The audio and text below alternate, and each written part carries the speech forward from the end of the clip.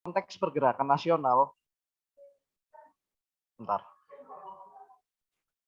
Nah, konteks pergerakan nasional di mana mahasiswa Indonesia yang terutama yang kuliah di luar negeri atau kuliah di institusi-institusi pendidikan tinggi dan kebanyakan adalah orang-orang priayi ya, dia merasakan bahwa Indonesia sendiri itu membutuhkan kemerdekaan yang dimana kita ini bukan bagian dari Belanda, bukan jajahan Belanda dan kita tidak satu ras dan satu etnis dengan Belanda gitu.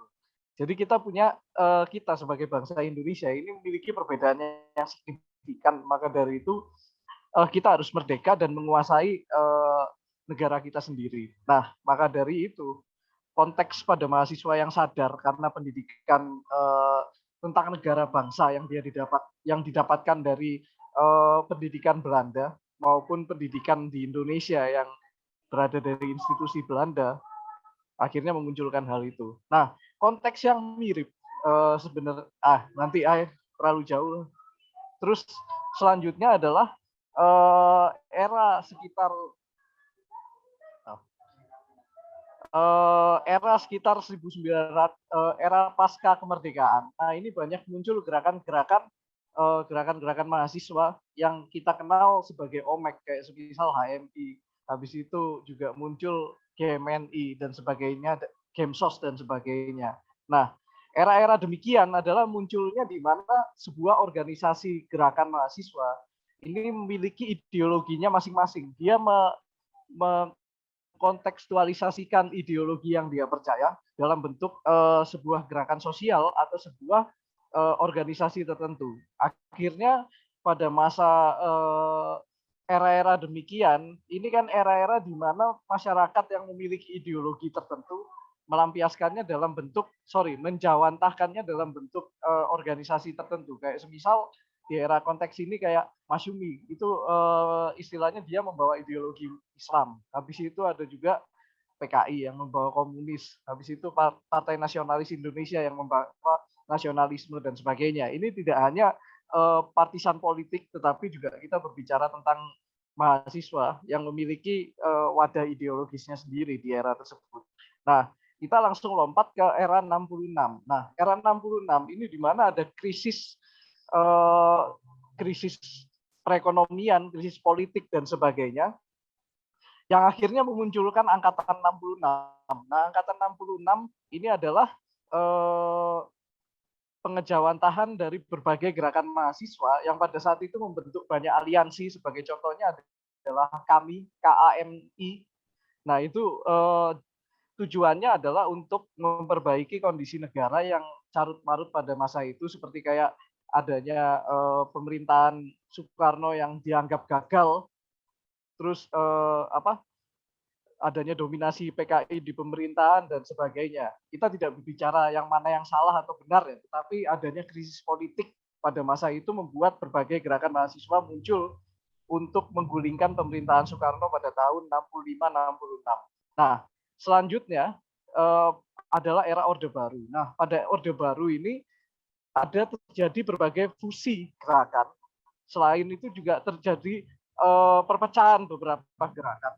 Kayak semisal HMI yang terpecah antara HMI Dipo dan HMI MPO, yang dimana HMI Dipo adalah yang pro Pancasila, MPO yang lebih menyelaraskan dengan ideologi Islam. Nah, terus juga muncul PMII di masa tersebut dan muncul kami KAMI, kami M2 pada masa itu, yang dimana pada masa Orba ini gerakan sosial fungsinya adalah menanggapi isu-isu yang ada di pemerintahan, kayak contohnya seperti kejadian Malari, di mana dubes Jepang datang ke Indonesia dan adanya protes besar-besaran oleh mahasiswa di Indonesia, terus kerusuhan Kuda Tuli dan sebagainya dan sebagainya.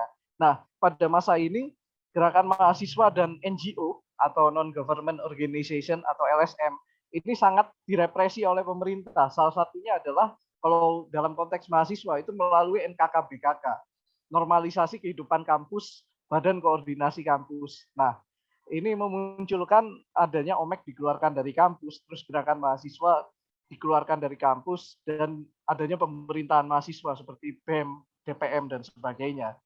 Nah, akhirnya gerakan-gerakan yang telah direpresi ini mendapatkan titik kulminasinya pada tahun 90-an awal, dari 90, 91 sampai 98. Akhirnya mereka bersatu untuk menggulingkan pemerintahan yang telah merepresi mereka, yaitu pemerintahan Soeharto. Nah, akhirnya kita lompat ke masa reformasi. Ini nggak detail ya, karena waktu kita sedikit dan lebih banyak, mungkin pertanyaan kawan-kawan yang lebih harusnya menanyakan tentang detail. Nah, gerakan kontemporer kayak semisal dimulai dari era pasca reformasi, di mana penggulingan diawali dari banyaknya organisasi mahasiswa yang terbentuk pada tahun 99 ke atas. Ya, dalam berbagai bentuk ideologi ya, kayak semisal munculnya LMND, FMN, dan sebagainya yang tidak termasuk dalam aliansi Cipayung. Kalau aliansi Cipayung ini kayak HMI, PMI, GMNI, dan sebagainya, yang kawan-kawan kenal di kampus.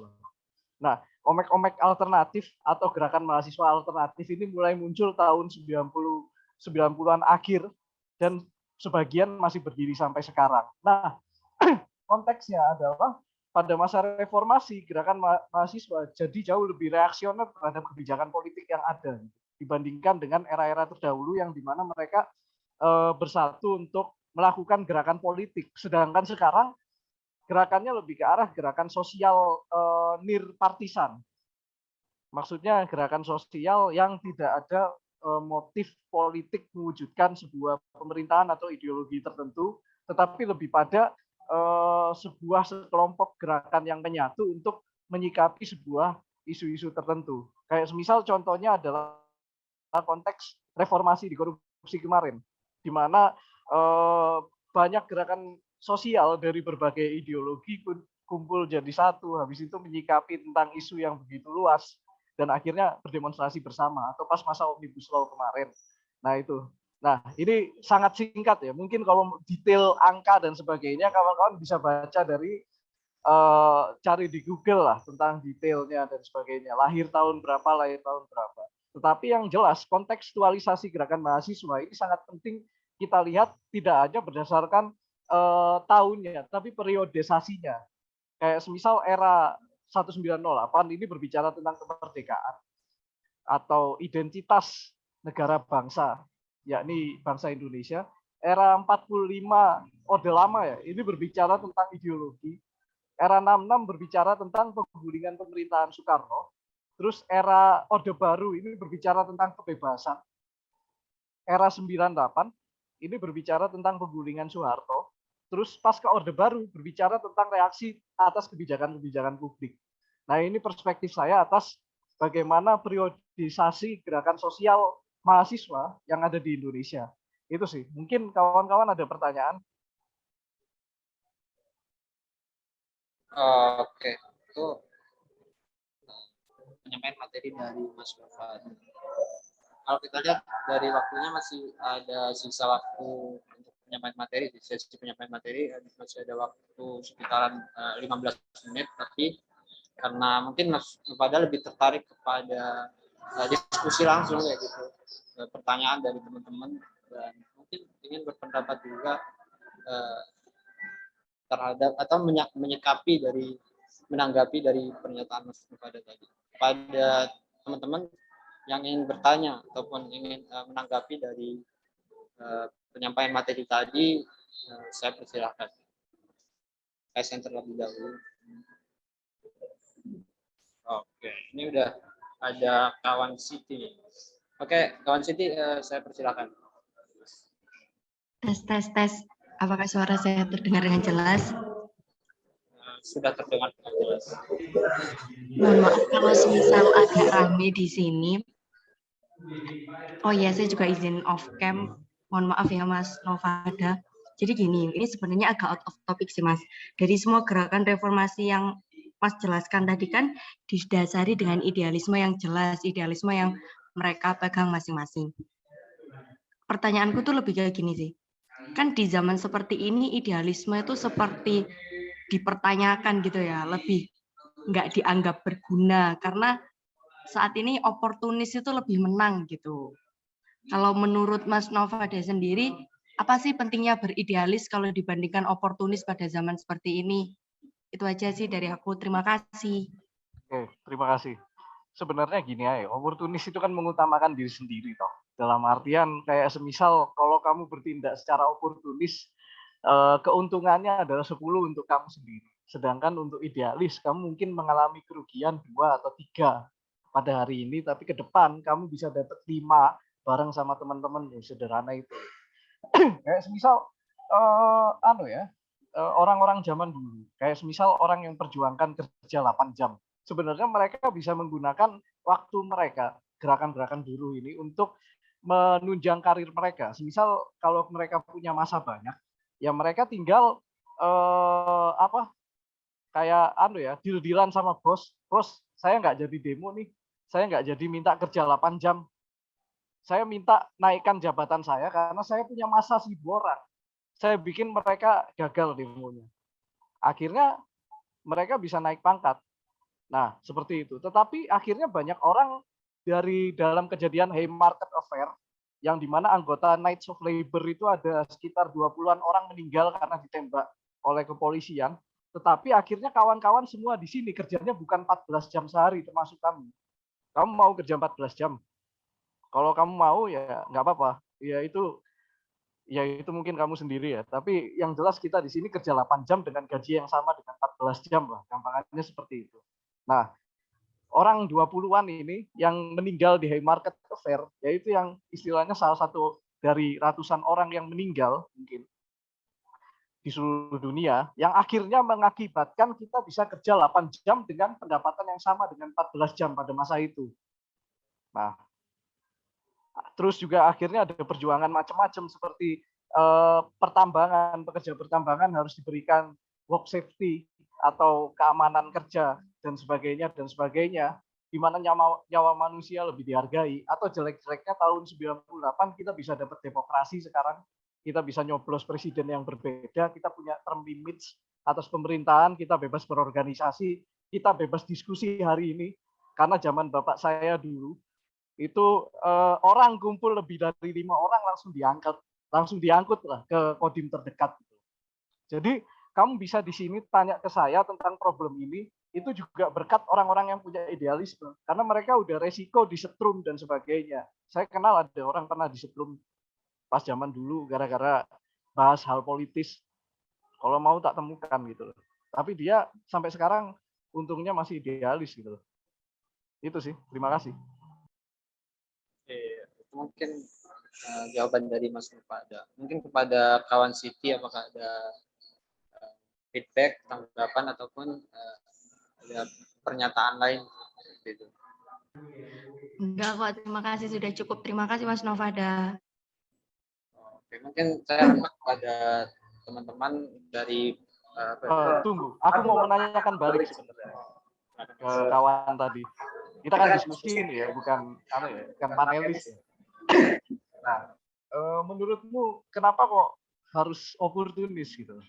Dan nggak ada jaminan dapat 5 itu istilahnya kayak gimana gitu. Padahal kita sudah banyak bukti kayak kerja 8 jam, habis itu perspektif jaminan sosial, terus juga katakanlah subsidi, terus istirahat jam kerja, habis itu jam kerja hari kerja 5 hari bukan 7 hari seminggu. Itu kan bukti yang jelas gitu loh. Dan kawan-kawan juga sekolah hari Sabtu dan Minggu libur. Itu kan juga hasil pengorbanan orang-orang pada masa lalu yang mungkin idealis dan tidak oportunis. Nah, itu katakanlah menurutmu gimana? Apa mereka juga termasuk orang yang pesimis pada masa itu gitu. Terima kasih. Aku nggak melihat pada masa itu ya Mas, karena kan jujur aja aku kurang pengetahuan ya buat idealis dan oportunis pada masa itu.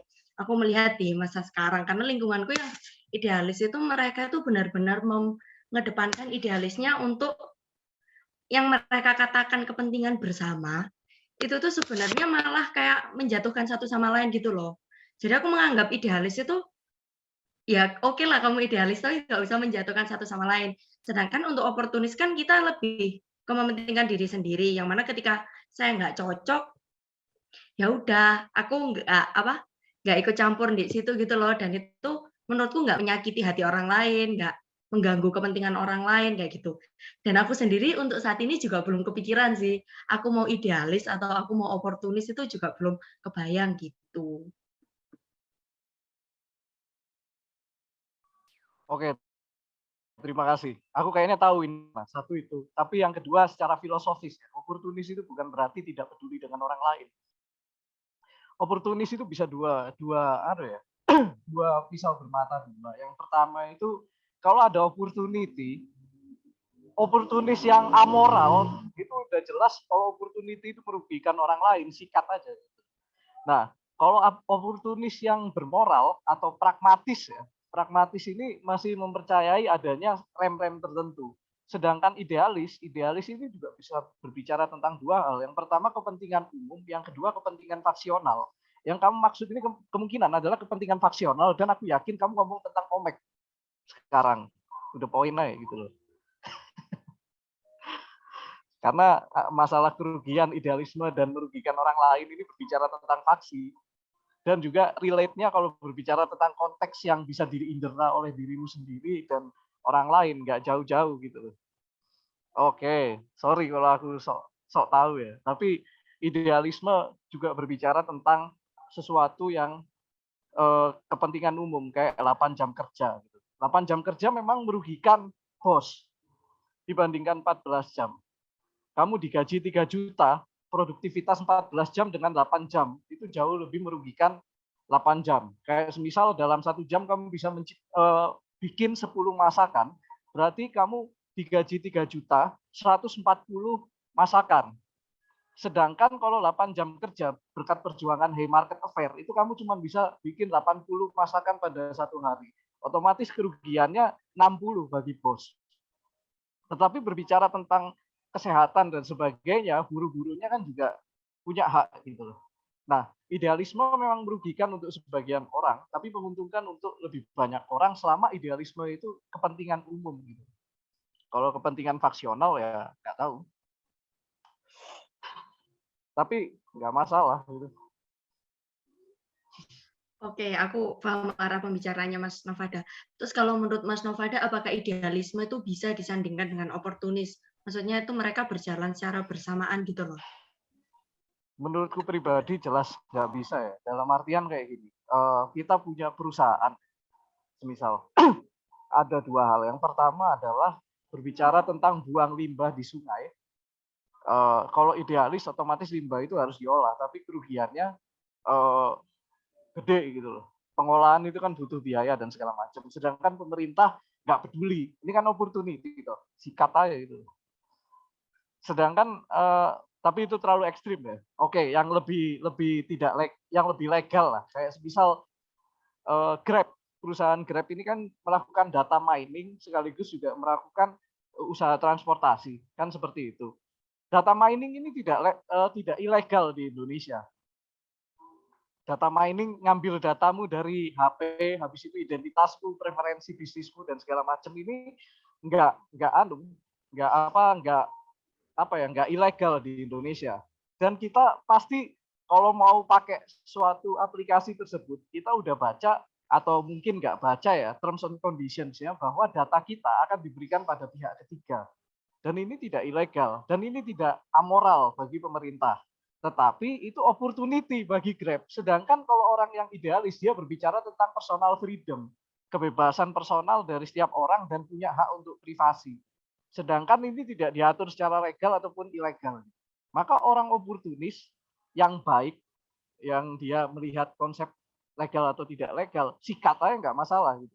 Sedangkan orang idealis ini jauh melampaui legal dan ilegal, tetapi berbicara tentang idealismenya dia, bukan idealisme faksional ya, idealisme yang sifatnya itu kepentingan umum. Maka perusahaan Grab dan Gojek dan Uber ini tidak boleh ngambil data personal seseorang, apapun alasannya, gitu. Karena orang punya hak untuk privasi, orang untuk punya hak untuk memiliki identitas yang rahasia dan sebagainya, selama itu tidak melanggar hukum. Itu contoh yang lebih spesifik masalah itu gitu loh. Oke, terima kasih. Oke, terima kasih Mas. Itu mungkin pernyataan dari Mas Nufada. Untuk kawan Siti, apakah ada feedback atau ingin? Enggak Oke, kok, udah cukup. Terima oke. kasih. Ya, itu mungkin saya lempar kepada peserta yang lain, apakah ingin menanggapi dari pernyataan dari Mas Nufada tadi, atau mungkin ada yang ingin ditanyakan. Saya persilakan.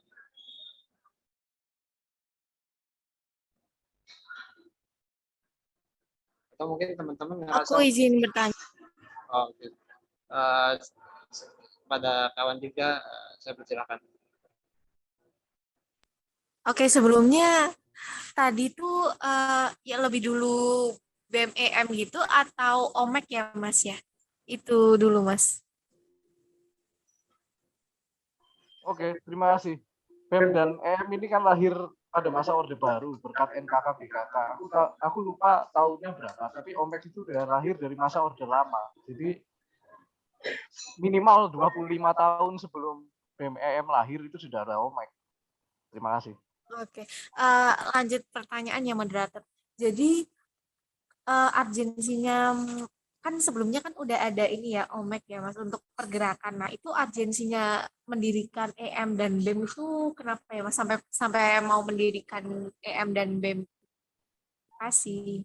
Terima kasih. Nah ini dua hal yang berbeda ya. Katakanlah OMEK ini kan NGO di level mahasiswa lah. LSM-nya mahasiswa seperti itu. Kayak misal kawan-kawan lihat LBH, lihat Serikat Buruh dan segala macam itu kan segmentasinya masing-masing ya. Sedangkan OMEK ini kan organisasi lembaga swadaya masyarakat yang anggotanya itu mahasiswa dan alumni. Nah itu berbeda dengan katakanlah BEM dan DPM yang ini sifatnya adalah pemerintahan mahasiswa. Nah, kayak semisal pemerintahan beneran, kayak Pak Jokowi dan sebagainya. Ini pertanyaan, sudah ada YLBHI, kenapa kok ngapain bikin pemerintahan Jokowi? Terus sudah ada MCW, ICW dan sebagainya, ngapain bikin KPK? Gitu. Karena ini dua hal yang berbeda. Adanya LSM dengan adanya pemerintahan, adanya civil society dan sektor publik, ini dua hal yang berbeda. Karena negara ini kan biasa terdiri dengan dari civil society atau masyarakat sipil. Nah, terus private sector atau sektor perusahaan privat dan publik sektor atau pemerintahan. Nah, OMEK ini posisinya adalah civil society, sedangkan BEM dan sebagainya ini posisinya adalah sektor publik. Jadi ini dua hal yang berbeda gitu. Yang satunya adalah untuk mewujudkan adanya skema pemerintahan yang ada di internal mahasiswa, yang satunya adalah LSM-nya mahasiswa. Ini dua hal yang berbeda. Walaupun OMEK sendiri pada akhirnya banyak dipakai oleh orang yang pengen menjadi pemerintahan mahasiswa untuk tempatnya kaderisasi partai dan faksional mahasiswa, tetapi awal didirikan adalah perwujudan dari ideologi dan idealismenya mahasiswa itu sendiri sebagai LSM itu gitu loh. Nah, fungsi seperti ini juga mirip dengan kondisi sekarang orang masuk LSM masuk partai, terus masuk pemerintahan dan sebagainya dan sebagainya. Nah, jadi sebenarnya apa yang terjadi di OMEK dan BEM ini mirip dengan apa yang terjadi antara LSM dan pemerintah, yaitu tempat untuk kaderisasi dan sebagainya. Walaupun sebenarnya tidak didirikan untuk itu gitu, awalnya ya. Tapi secara praktek semua hal ini kan berevolusi toh. Itu sih, terima kasih. Oke, terima kasih kepada Mas Nufada. Mungkin pada pertanyaan apakah ada tanggapan? Udah, makasih. Sudah, makasih Mas Novanda.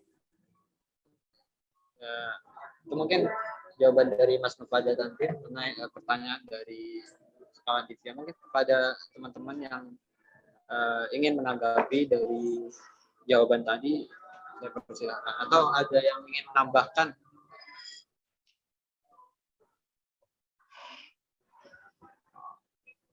Atau teman-teman ada ingin bertanya mengenai topik ini? tema kali ini atau Terutama yang gerakan sosial, kayak peristiwa omnibus kayak atau apa kayak. ya ini ada Mas Wisnu nih Mas. Kepada Aduh. Mas Wisnu saya persilakan. Ya, terima kasih moderator dan selamat malam Mas Novada. Selamat malam Mas Gila. Oke. Ini sebenarnya ini ya, ini pertanyaan sebenarnya buat trigger ya. Mungkin ada diskusi selanjutnya gitu. Ini mau nanya, ini kan sampean kan tadi bilang terkait ada perubahan pola dari zaman Orde Baru sama reformasi digerakkan. Apabila gerakan Orde Baru kan itu kan lebih ke dalam politik. Sedangkan kalau di reformasi kan lebih reaksioner. Sebenarnya apakah ada sebuah penyebab nggak sih triggernya untuk gerakan itu akhirnya tiba-tiba menjadi sebuah reaksioner gitu? Oke. Terima kasih. Kalau dari aku pribadi, kemungkinan besar karena tidak adanya musuh bersama ya. Dalam artian era-era Orde Baru ini kan musuhnya figuratif, Soeharto dan kroninya gitu. Habis itu mereka tergabung dalam satu faksi besar namanya Partai Golkar. Sedangkan era sekarang ini kita nggak bisa mengidentifikasi siapa sebenarnya orang-orang yang memiliki kekuasaan paling tinggi di pemerintahan. Habis itu masing-masing figur memiliki kekuasaan yang tidak jauh berbeda. Kayak semisal Jokowi ini tidak bisa dilihat 100% bertanggung jawab atas kebijakan yang terjadi di negeri ini. Ada katakanlah Luhut yang juga tanggung jawabnya juga tidak 100%. Ada juga katakanlah Erick Thohir yang tanggung jawabnya tidak 100% dan sebagainya dan sebagainya. Walaupun mungkin Jokowi tanggung jawabnya paling besar di antara mereka dan kekuasaannya paling besar atau Luhut yang paling kecil dan sebagainya, tetapi mereka secara kolektif bertanggung jawab dan juga kadangkala mereka punya faksi yang berbeda. Tidak selalu pihak A itu berkoalisi dengan pihak B, berarti mereka bersekutu secara permanen. Sedangkan pada masa Orde Baru ini udah jelas gitu loh, siapa bosnya, siapa anak buahnya. Jadi lebih enak. Start. Itu sih, terima kasih. Ya, itu mungkin jawaban dari Mas Novada mengenai pertanyaan dari Mas Wisnu tadi mengenai pergeseran pergerakan dari era Orde Baru yang kita ketahui pergerakan politik itu ke era reformasi yang lebih reaksioner. Mungkin kepada teman-teman yang ingin menanggapi dari jawaban tadi ataupun yang ini ada Mas Fadil. Oke Mas Majoto, terima kasih. Mungkin untuk Mas Novada, aku kayak yang tadi dibilangin Mas Wisnu, katanya buat pemantik, itu sih yang aku pikirkan. Kan kalau sebelum saat masa Orde Baru itu katanya tadi itu lawannya jelas ya Mas. Siapa itu Pak Soeharto. Nah, sedangkan waktu di masa reformasi itu bisa dibilang nggak jelas kayak siapa sih lawan kita. Nah, kalau pertanyaanku itu gini, masih efektif nggak sih kita kayak melakukan pergerakan-pergerakan gitu kayak yang maksud saya kayak ya yang semacam demo-demo atau gimana gitu kan, toh lawan kita itu kayak nggak jelas gitu loh Mas. Kan juga belum tentu juga apa yang kita layangkan, apa yang kita apa yang kita bahas itu kan juga belum tentu juga sampai ke yang tujuan kita itu loh. Soalnya kan tujuannya nggak jelas. Jadi ya masih efektif apa enggak? Oke, terima kasih. Nah, sebenarnya menurutku pribadi masih jelas ya, dalam artian seperti ini. Kita berbicara taktisnya, gerakan sosial berupa demonstrasi dan sebagainya itu kan sebenarnya pressure ya, tekanan terhadap pemerintah untuk mewujudkan sesuatu apa yang kita cita-citakan. Sedangkan kalau kita tidak melakukan pressure, maka tidak ada perubahan yang terjadi. Nah, problemnya adalah kita tidak bisa memfokuskan pressure itu kepada satu kelompok yang jelas. Satu itu. Kalau kita berbicara perubahan politik. Tetapi kalau kita berbicara tentang kasus lokal, misal kayak ada sekelompok buruh yang tidak dibayar pesangonnya, habis itu sekelompok buruh yang semisal dipekerjakan secara lembur nggak pernah dibayar lemburnya, atau adanya hutan kota yang dipotong dan sebagainya, gerakan satu-satunya yang efektif hanyalah demonstrasi. Saya nggak tahu gerakan lain, kecuali kalau ada anaknya presiden yang tiba-tiba bersimpatik dengan isu itu dan memerintahkan untuk ya jangan dilakukan gitu. Nah, problemnya kan nggak ada gitu ya. Political figur sekarang yang punya concern terhadap isu-isu tertentu gitu. Maka dari itu satu-satunya orang-orang yang bisa dilakukan ini adalah demonstrasi. Kalau kawan-kawan menyatakan bahwa ada demonstrasi online, petisi dan sebagainya, secara legal kita nggak punya framework untuk melibatkan petisi sebagai salah satu bentuk yang perlu dibahas di dalam perumusan kebijakan publik ataupun peraturan perundang-undangan. Nggak kayak Inggris ya. Inggris petisi dalam jumlah tertentu ini wajib dibahas dalam perumusan kebijakan publik. Nah, di Indonesia nggak ada seperti itu. Maka mau tidak mau, ya demonstrasi. Bahkan Amerika pun juga masih melakukan demonstrasi. Perancis juga iya, Ukraina juga iya, Rusia juga iya, negara-negara maju juga iya, Hong Kong pun juga iya, demonstrasi berdarah-darah sampai tiap hari. Nah, kalau kita mengacu pada negara barat, sebenarnya demonstrasi kita ini termasuk yang sangat lunak gitu, dibandingkan mereka. Jadi kalau ada orang yang bilang kayak bule dong lebih sopan, oh enggak juga, kita lebih sopan, lebih beradab dalam demonstrasi. Nggak sampai ke Capitol Amerika kan, terus nguasain gedung pemerintahan, habis itu teriak proud boys gitu kan nggak ada di Indonesia toh. Kita masih di depan DPR, nggak masuk dalam DPR, nggak ringsek, nggak mukulin polisi dan sebagainya. Jadi kita jauh lebih sopan dan lebih Western daripada Western itu sendiri. Kalau perspektifnya orang Indonesia tentang Western adalah civility sama civilization ya. Itu sih. Terima kasih. Oke Mas, terus kayak menutup kemungkinan nggak sih Mas, kalau kan dulu juga pernah ada wacana ya yang namanya kayak presiden 3 periode. Nah, apa itu kayak kejadian 98 ya kalau nggak salah. Itu ada kemungkinan nggak sih Mas untuk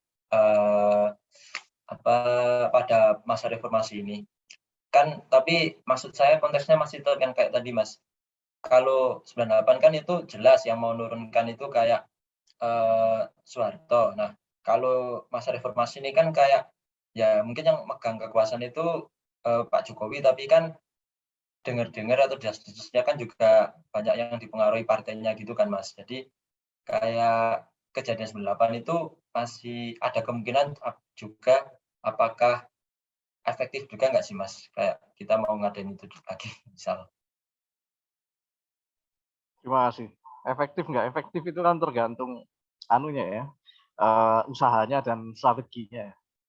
Kalau melihat pada kondisi NGO dan sebagainya dan ya sekarang itu kayaknya sih jauh ya. Nggak tahu kalau kita orang Amerika dipindah ke Indonesia mungkin beda lagi.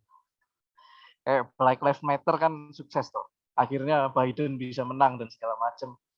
Nah itu kan perlu demonstrasi berdarah-darah, habis itu pembentukan kayak komune-komune dan sebagainya. Yang itu orang Indonesia kayaknya gerakan-gerakan kita dan masyarakat kita nggak sanggup untuk kayak gitu. Atau yang Hong Kong yang sampai tiap hari demo, terus orang bawa payung tiba-tiba langsung bikin formasi, terus tiba-tiba lari ke dalam KRL, terus keluar KRL demo lagi dan sebagainya. Nah kita nggak sanggup kayak gitu. Nah kalau semisal kita mau mengambil langkah demikian, otomatis kan kita menjawab untuk usahanya setengah mati. Gitu. Nah orang Indonesia ini nggak tahu ya, mungkin perspektifnya bagi orang Barat itu terlalu suka yang bertele-tele, sopan dan males. Kalau aku diskusi sama orang-orang yang lulusan luar negeri, mereka berbicara demo di sana to the point aja gitu, lempar, pecah-pecahin dan segala macamnya. Nah kita jauh lebih sopan dan jauh lebih sebenarnya massa sih mungkin. Kalau berbicara tentang gerakan sosial, pressure kalau kita nggak menggunakan kekerasan adalah massa yang besar. Dan itu sebagai pembuktian bahwa kita punya kekuatan politik yang besar. Nah itu terbukti di 212 kemarin. Terlepas dari saya sepakat atau enggak, tapi saya kagum dengan 212. Dengan mengumpulkan orang ratusan ribu ke Jakarta dari seluruh Indonesia, nggak tahu duitnya dari mana. dan sebagian juga ada orang yang mungkin menggunakan uang pribadi, dan bahkan demo di kota-kota besar seperti Malang pun juga rame ya 212. Nah itu keren Pak. Akhirnya dia berhasil menggulingkan Ahok gitu loh, dan memasukkan Ahok ke penjara. Padahal dia politisi yang nyaris tidak ada cacat gitu, selain sekedar ngomong tentang ayat gitu toh. Nah itu saya kagum dengan mereka. Kenapa kok bisa mengumpulkan massa sebesar itu? Akhirnya melihat bahwa relevansi sebenarnya demonstrasi itu masih relevan selama usahanya juga sepower itu gitu. Itu sih. Terima kasih. Oke Mas, terima kasih. Mungkin aku kembalikan ke moderator. Oke, terima kasih kepada saudara Fadil yang telah menyempatkan kesempatan. Kemudian ini ada pertanyaan dari ini Mas kawan Rehan, saya ini mau bertanya atau menanggapi, saya tidak tahu. Langsung saya persilahkan. Sebelumnya selamat malam teman-teman dan selamat malam Mas Novanda ya. Kalau yang aku dengar tadi sih ini tentang apa? Mungkin tentang kesalahan entah organisatornya atau memang ada miskomunikasi aja antara rakyatnya gitu. Seperti yang di lapangan terjadi tuh, kalau misalkan tentang RKUHP, demonstrasi besar-besaran atau Omnibus Law gitu. Kalau yang kita lihat di lapangan pun buruh dan mahasiswa masih beda gitu. Mungkin substansi yang diteriakan gitu ya. Buruh teriak apa, mahasiswa teriak apa gitu. Terus pertanyaan saya adalah apakah bakal kayak gini terus gitu, Mas? Atau apakah ada satu yang benar-benar isu yang bikin katakanlah setiap kelas lah sadar dan akhirnya bersatu gitu Mas? Mungkin itu sih yang saya tanyakan. Susah ini jawabnya. Kalau 98 kan jelas loh. Kebenciannya satu faksi dan satu orang. Kalau zaman sekarang isunya kan terlalu macam-macam. Biasanya sekarang pakai paket kebijakan. Jadi akhirnya mahasiswa fokus sama seks, ya kayak reformasi di korupsi. Habis itu gerakan buruh fokusnya sama anti korupsi dan sebagainya. Sedangkan mahasiswa biasanya tempelannya kayak tubuhku independensiku dan sebagainya. Walaupun itu juga benar, tetapi isu yang jauh berbeda gitu loh, antara anti korupsi penguatan dengan seks. Nah, akhirnya tidak ada sebuah serangan yang fokus atau strategi yang fokus gitu ya, antara gerakan-gerakan NGO, mahasiswa maupun buruh. Hal ini karena adanya keterpisahan antara gerakan mahasiswa dengan gerakan non mahasiswa. Gerakan mahasiswa ini kan kelas menengah ke atas. NGO ini juga sama, kelas menengah ke atas. Sedangkan gerakan buruh ini kan menengah ke bawah. Nah, adanya perbedaan concern atau perbedaan kekhawatiran atas nasibnya di masa depan ini nasib yang berbeda gitu loh. Kayak semisal NGO ini melihat dalam lingkup state atau negara, sedangkan mahasiswa juga sama. Tapi kadang mahasiswa rada offset. Kalau NGO biasanya berkoordinasi dengan gerakan buruh untuk minta data atau kajiannya seperti apa, Sedangkan mahasiswa ini jarang dekat sama serikat buruh dan serikat petani ataupun sebagainya. Tetapi to the point langsung bikin kajian ini berdasarkan kajian media atau jurnal-jurnal, langsung ya itu problematis. Akhirnya apa yang menjadi titik beratnya berbeda. Karena bicara kepentingan jauh berbeda ya, antara mahasiswa, buruh maupun gerakan HAM. Tapi gerakan NGO biasanya sama buruh masih ada irisan. Sedangkan mahasiswa biasanya irisannya sama gerakan NGO, tapi nggak terlalu beririsan sama serikat buruh. Kecuali organisasi tertentu ya, kayak gerakan alternatif. Nah, ini kita harus bedain. Mahasiswa ini gerakan apa gitu. Kan ada tiga tipe menurutku. Yang pertama adalah OMEK, yang kedua gerakan intra kayak BEM, kawan-kawan 4D atau himpunan dan sebagainya, dan yang ketiga ini gerakan sosial alternatif kayak semisal LMND, terus FMN, habis itu mahasiswa anarko dan sebagainya. Nah, tiga ini metodenya beda semua. Nah, yang nomor 3 ini biasanya dekat sama gerakan buruh, yang nomor 1 biasanya dekat sama partai politik, dan yang nomor 2 ini biasanya dekat sama NGO gitu. Akhirnya menimbulkan sebuah skema yang berbeda. Nah, kebetulan saya pernah ikut tiga-tiganya, jadi relatif ngerti lah kayak gimana mainannya itu. Maksudnya bukan mainan yang jelek ya, tapi metodenya kayak gimana. Oh ya, izin menanggapi juga. Kebetulan emang saya eh, pernah di LMND gitu Mas. Mungkin yang duanya lagi mungkin nanti saya cobain gitu ya, biar ngerti skemanya gitu. Tapi yang apa? Yang saya lihat di lapangan waktu Omnibus Law itu, yang namanya di Monas tuh kan ada 2 jalan, jalur kanan sama kiri. Di kiri itu buruh neriakin tentang kepentingan buruh, dan di kanan mahasiswa neriakin kepentingan mahasiswa. Itu yang maksud saya, ini kenapa nggak disatuin masalahnya, terus kita bikin fokus satu suara gitu. Maksudnya gitu, biar langsung mukul secara vertikal gitu, katakanlah. Kalau masih apa, dalam kelas horizontal pun masih sangat sulit gitu untuk mukul ke vertikalnya gitu, katakanlah gitu. Dan ya mungkin problematis juga sih sebagai organisator gitu ya. Itu yang masih sulit gitu. Ataukah mungkin nanti akan ada demagog gitu ya, yang akan mempersatukan suara kita gitu.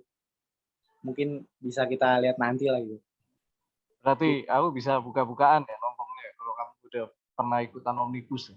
Maksudnya kayak gini, Omnibus dan isu reformasi di korupsi ini kan pimpinannya kan sama orang-orang itulah. Ya golongannya Mbak Asfinawati dan gengnya.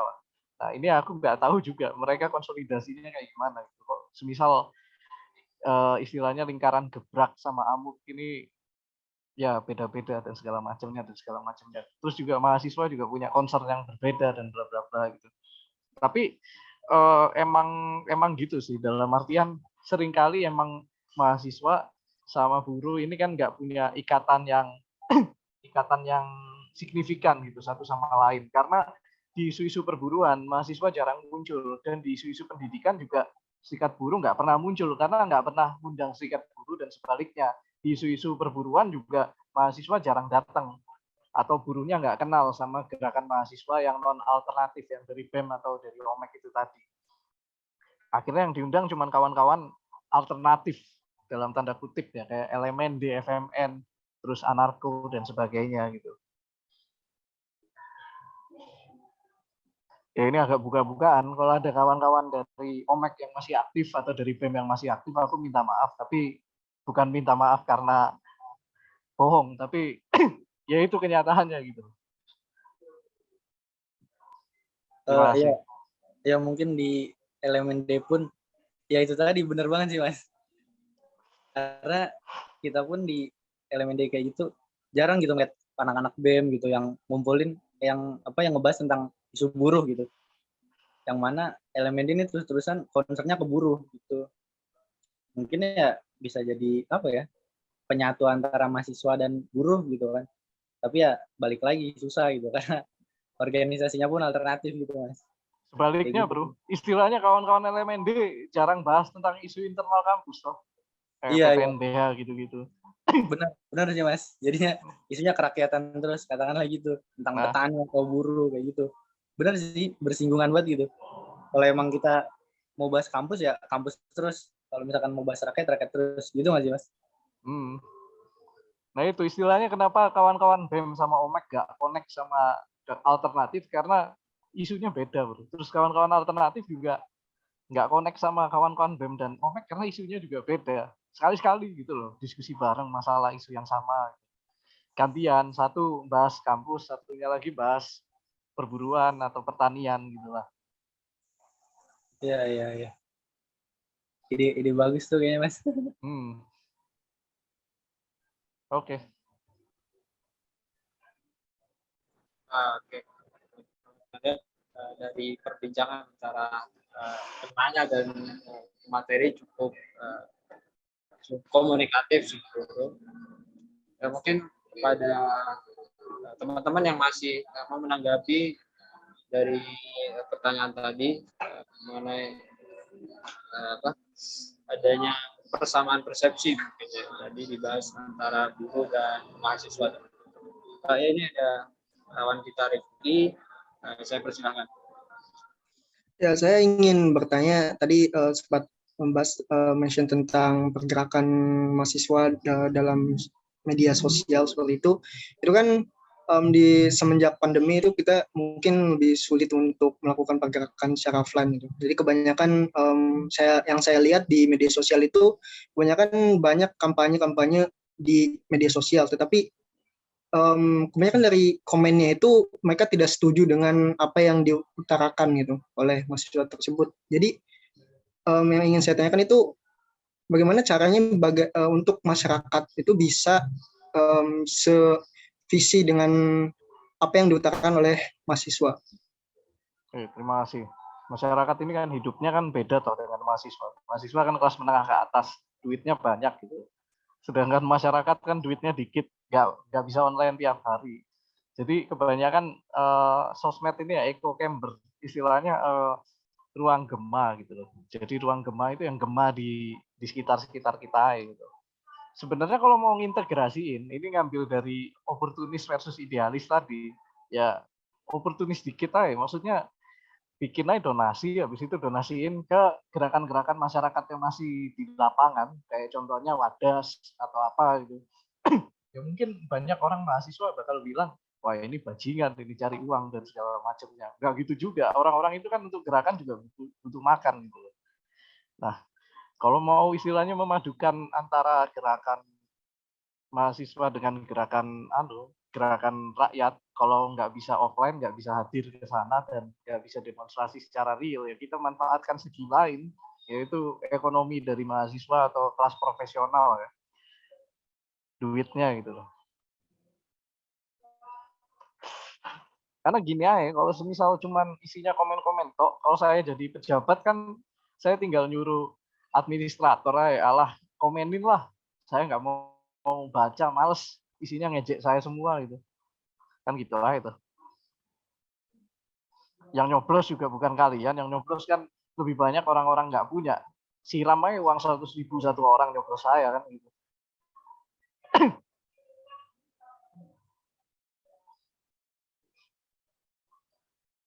Oke, itu sih. Jadi sorry, aku sedikit melengkapi dikit lagi. Jadi gerakan online itu supporting system untuk penyebaran isu, sama mungkin bisa ditingkatkan lagi kalau semisal rela untuk mengeluarkan sebagian uang, ya bisa dijadikan gerakan untuk donasi orang-orang yang ada di lapangan. Mereka kan mengorbankan kerja dan segala macam untuk demo dan bla bla bla. Lanjut. Oh, siapa? Ya, saya ingin menanggapi juga tadi bagaimana dengan kayak buzzer politik yang dipakai untuk juga mengiring opini masyarakat gitu untuk tidak sesuai dengan apa yang diutarakan oleh mahasiswa. Jadi gini, buzzer politik itu kan untuk giring opini kelas menengah ke atas. Bedanya dengan masyarakat masih tradisional lah, pakai duit 100.000 kan, itu yang paling efektif gitu. Sedangkan buzzer ini biasanya kenapa di Twitter kebanyakan buzzer, karena yang digiring adalah opini kelas menengah ke atas, supaya kelas menengah ke atas simpatik pada satu ruang. Nah, segmentasi pemilih kan nggak semuanya orang miskin loh, ada juga kelas menengah dan kelas atas. Nah ini kan memiliki sesuatu yang berbeda, sedang kelas atas ini bisa berkontribusi pada kekuatan politik maupun uang. Sedangkan kelas menengah ini bisa berkontribusi dalam bentuk suara yang masif atau opinion leader untuk keluarga mereka. Gitu. Misal presiden kita baik dan segala macamnya. Akhirnya nyebar ke grup WhatsApp, wah ini kebaikan presiden kita gini-gini di grup keluarga. Akhirnya jadi. Nah itu gunanya di situ. Buzzer. Sedangkan orang-orang yang kurang mampu dalam grup keluarga biasanya ngelihat orang yang lebih mampu, lebih respect opininya.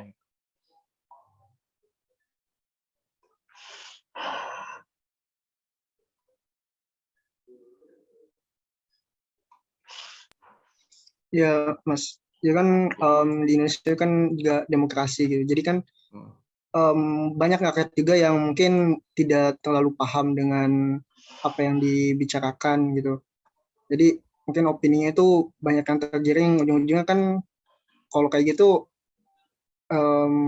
banyaknya apa yang dibicarakan itu tidak sampai gitu kepada pemerintah. Artinya kayak paket aja tidak masalah gitu. Kenapa kalian bermasalah? Nah itu. Kalaupun semisal opininya berlawanan dengan kita, misal kita pejabat, ya udah nggak usah didengerin aja. Kalau berisik di sosmed, kelahi di sosmed, nggak usah didengerin aja. Mereka juga nggak mengancam kita. Beda dengan demo ya. Kalau semisal demonya orang 10.000 sampai 100.000 sampai ke Kepung Istana Negara gitu ya. Ya pilihan kita kan cuma satu, toh naik helikopter keluar, get out gitu. Terus nanti dikejar lagi sama rakyat tuh. Jangan sampai kita dipukulin sama orang sebanyak itu kan, sesederhana itu aja. Tapi kalau 1 juta orang di sosmed salah, nggak usah dengerin lah, selesai.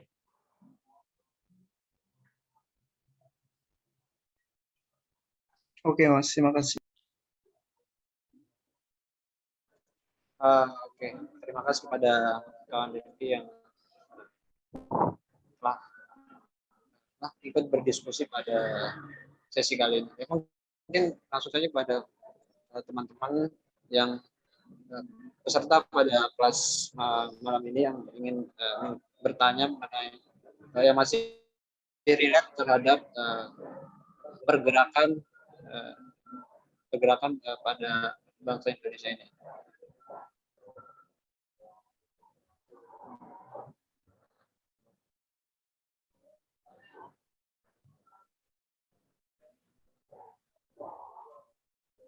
Ya mungkin ini sambil menunggu teman-teman yang lain juga, saya ingin ada sedikit pertanyaan ya, mungkin mengulas balik kepada di Orde Baru pada tahun 1977 itu kan oleh Kemendikbud itu diterapkan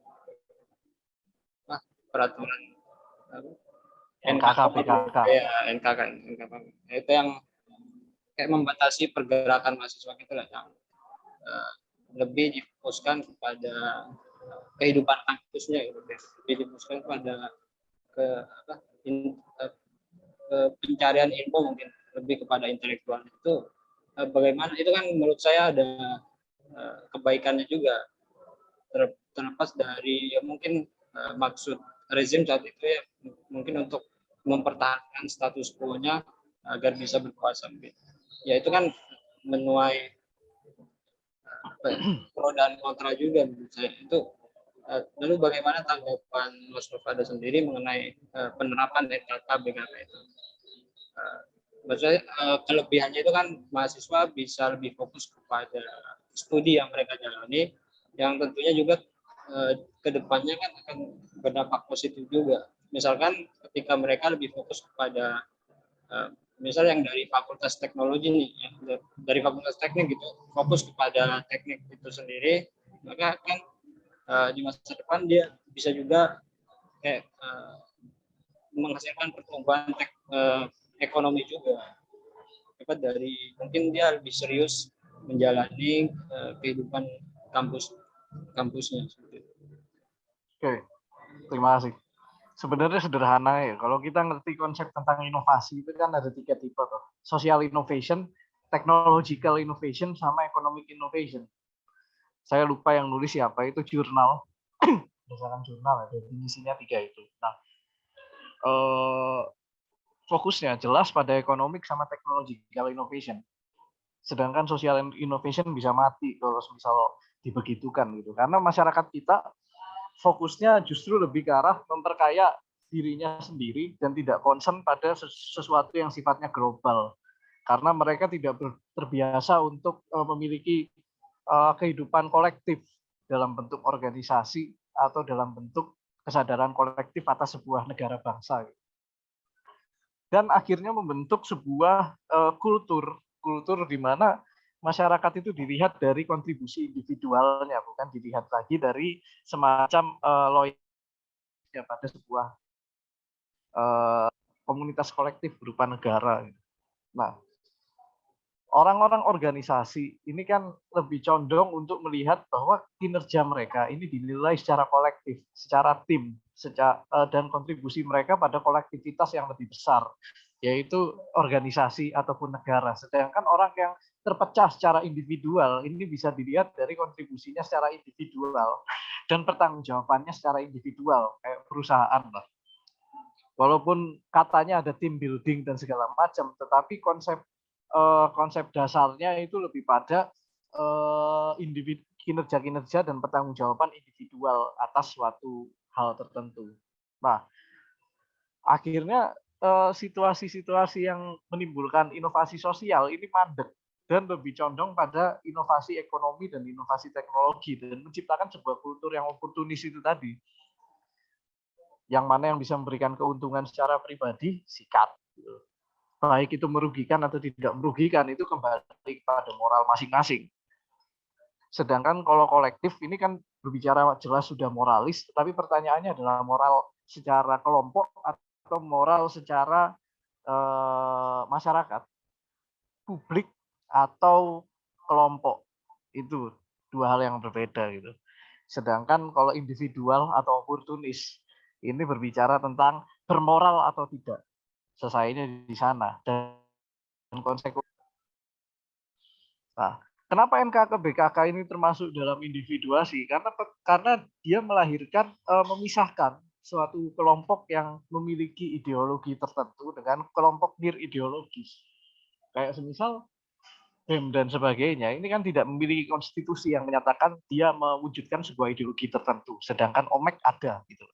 Kayak semisal kami punya kredo, HMI punya NDP, habis itu PMII juga punya konstitusinya sendiri dan bla bla bla dan bla bla bla.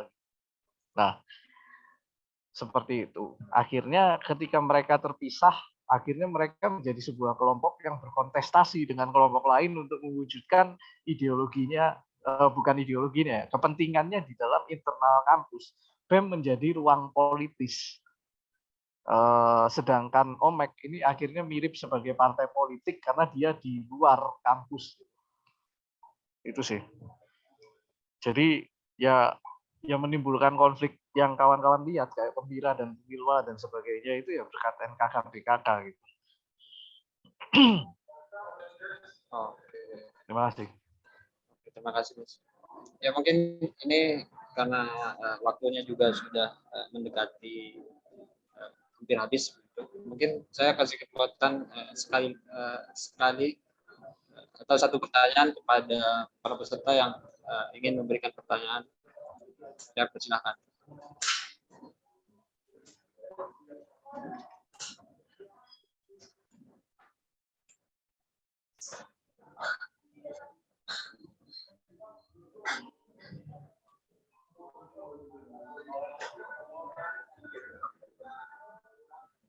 Ya, kepada teman-teman ini kesempatan untuk bisa mengenal lebih jauh pergerakan-pergerakan itu seperti apa.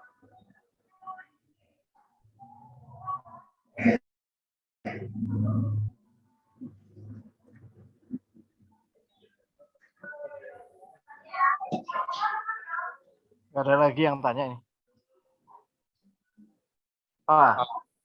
Jadi silakan pada kawan Luna. Iya, terima kasih. Mau nanya Mas, tadi kan sempat mention tuh kalau misalkan kayak gerakan sosial alternatif sama kayak BEM dan OMEK itu kan beda kepentingan gitu, kayak beda suara. Kayak misalkan gerakan sosial alternatif tuh bahasnya soal rakyat terus, BEM itu bahas soal kampus, pendidikan dan segala macamnya.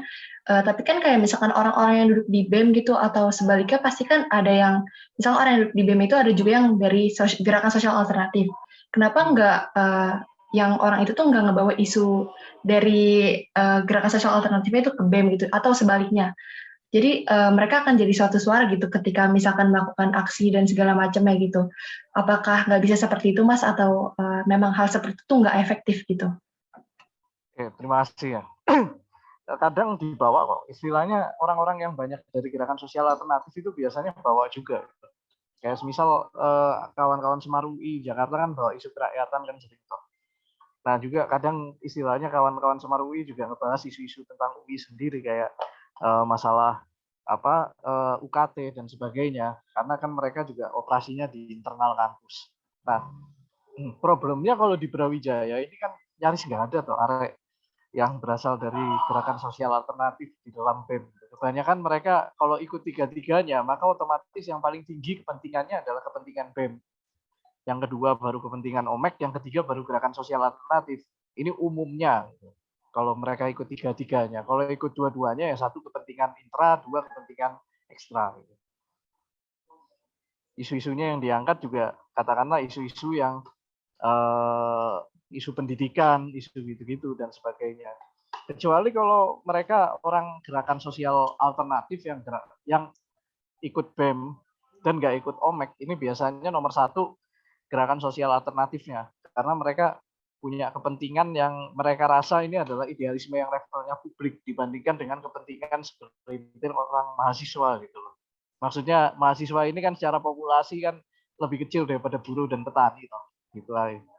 Sedangkan kawan-kawan yang ikut tiga-tiganya biasanya condong intra dulu, karena intra ini adalah apa ya, semacam kayak hibrida antara kepentingan kelompok dan kepentingan publik. Berbicara mahasiswa berarti berbicara tentang kepentingan kelas mahasiswa gitu. Kayak UKT, habis itu PTNBH dan sebagainya dan sebagainya.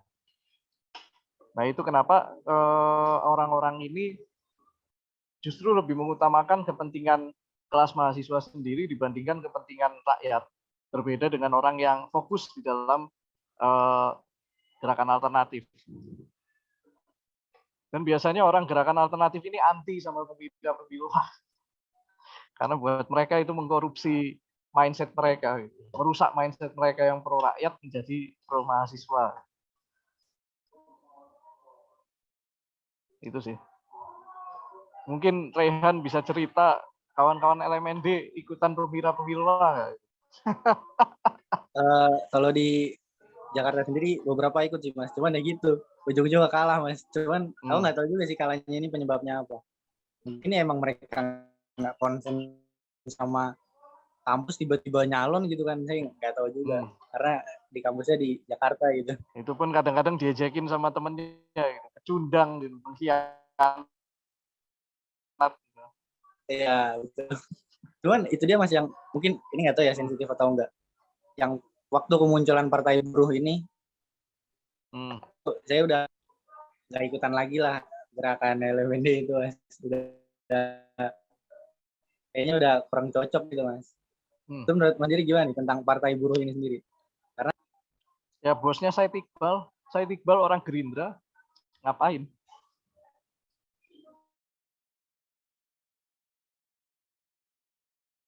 Ya, nggak tahu, mungkin kawan-kawan yang lebih kompromis mungkin, atau mungkin merasa bisa nge-hijack ya monggo gitu. Tapi aku enggak sih.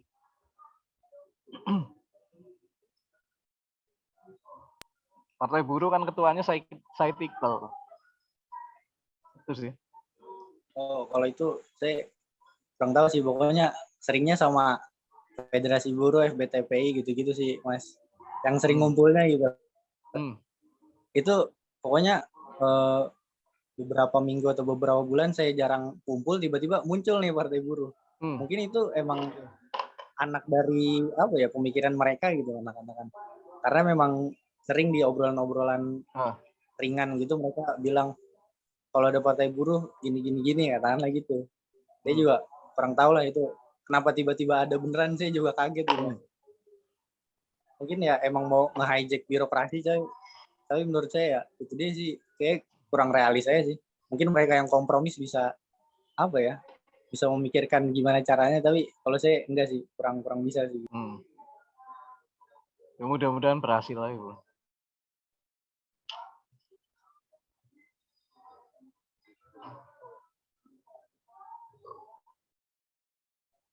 Oke.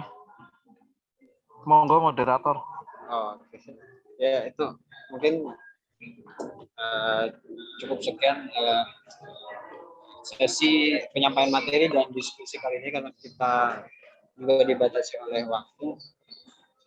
Pertama saya ucapkan terima kasih yang sebesar-besarnya kepada Mas Nufada karena telah menemani kita pada diskusi pada malam ini, dan juga terima kasih kepada teman-teman yang sudah berpartisipasi aktif dalam mengikuti rangkaian acara. Sedikit kesimpulan dari saya, karena dari tadi kita lebih banyak membahas mengenai hal yang teknis, mengenai pergerakan itu sendiri, terlepas dari sejarah pergerakan yang dimana kita langsung menuju pada mungkin di tahun 1966 pergerakannya lebih bercorak kepada perhelatan ideologi antara OMEK yang nasionalis dengan yang menantang PKI seperti itu, kemudian beralih kepada 98, di situ ada bentuk politik yang pergerakan yang bersifat politik, kemudian beralih kepada reformasi yang lebih reaksioner. Ya, mungkin itu sedikit kesimpulan dari saya. Terima kasih yang sebesar-besarnya saya ulangi kepada peserta yang telah aktif mengikuti acara pada malam ini.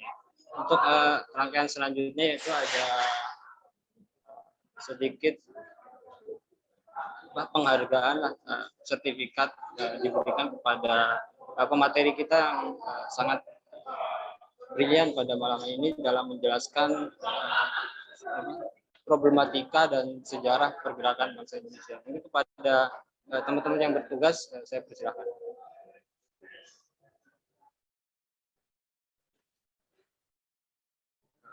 Ini sertifikat.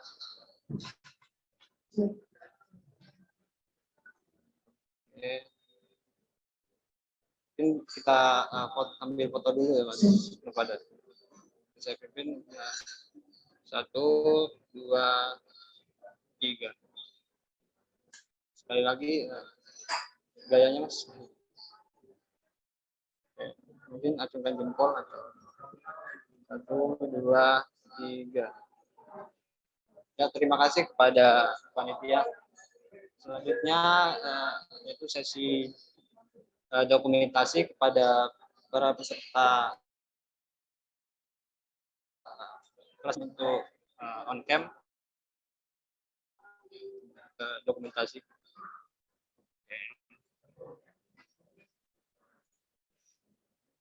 Ya, ayo. Nah, saya tunggu ya sampai semuanya on cam dah.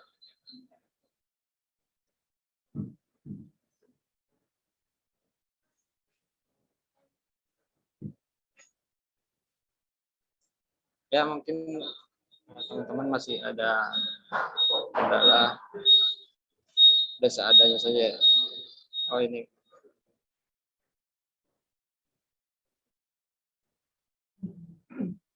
Oke, cukup. Saya pimpin. 1, 2, 3. Sekali lagi. 1, 3. Oke, terima kasih kepada teman-teman. Mungkin itu dari saya sebagai moderator. Apabila ada kesalahan kata tutur kata mulai dari awal sampai akhir ini, saya mohon maaf ya. Akhirnya wassalamualaikum warahmatullahi wabarakatuh. Saya kembalikan kepada MC. Baik, terima kasih untuk Mas Nufada selaku pemateri kita pada acara kali ini yang sudah memberikan materi dan juga menjawab pertanyaan-pertanyaan dari kawan-kawan peserta mengenai problematika dan sejarah pergerakan bangsa Indonesia. Tidak lupa juga kami sampaikan terima kasih kepada kawan Nono yang sudah menjadi moderator pada acara kelas pergerakan pada malam hari ini. Nah guys, buat yang sudah aktif di kelas pergerakan malam hari ini, jangan lupa untuk terus aktif di acara kelas-kelas pergerakan selanjutnya.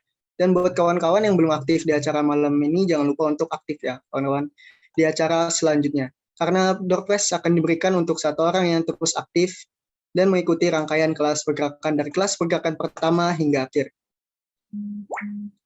Karena tadi acara kita buka dengan berdoa, maka acara pada malam hari ini kita tutup dengan berdoa pula. Berdoa menurut agama dan kepercayaan masing-masing, berdoa dipersilahkan.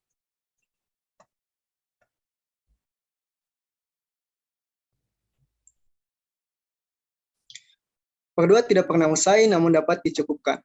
Saya Rifki, selaku Master of Ceremony pada malam hari ini, mohon pamit undur diri. Saya mengucapkan terima kasih kepada kawan-kawan yang sudah hadir di acara kelas pergerakan pada malam hari ini.